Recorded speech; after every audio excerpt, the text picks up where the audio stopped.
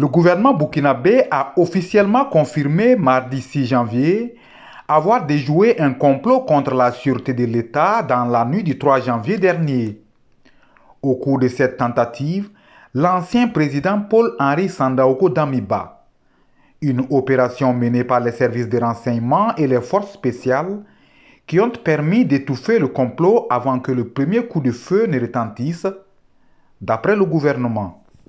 Le 3 janvier 2026 à 23 heures, il était prévu une action de déstabilisation du pays.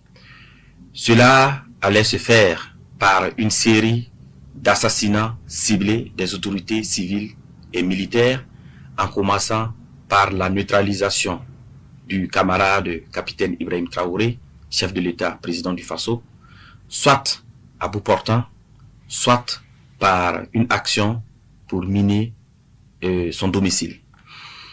Après cette action, devrait suivre une action de mise hors service de la base drone et une intervention militaire terrestre des forces extérieures. Selon les déclarations faites à la télévision nationale du Burkina Faso par une personne présentée comme l'un des complices de l'ancien président de la transition, Paul-Henri Sandaogo Damiba, une somme de 70 millions de francs CFA en provenance de la Côte d'Ivoire a été mobilisée dans le cadre d'un projet visant à renverser le pouvoir en place par un coup d'État.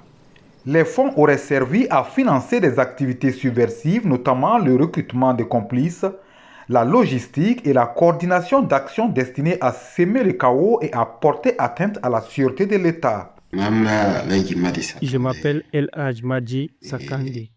Je suis commerçant. Je me suis rendu chez l'ancien président Damiba et nous avons échangé. Face à cette menace, l'exécutif appelle la population à une vigilance maximale et à une collaboration étroite avec les autorités. Dans la capitale, si l'activité a repris son cours normal, le sentiment de soulagement se mêle à une colère sourde contre les velléités de déstabilisation récurrentes.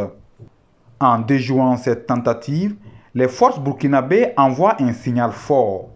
La transition maintient fermement le cap. Les enquêtes se poursuivent et plusieurs interpellations ont déjà eu lieu. Le gouvernement promet que toute la lumière sera faite sur cette complicité interne.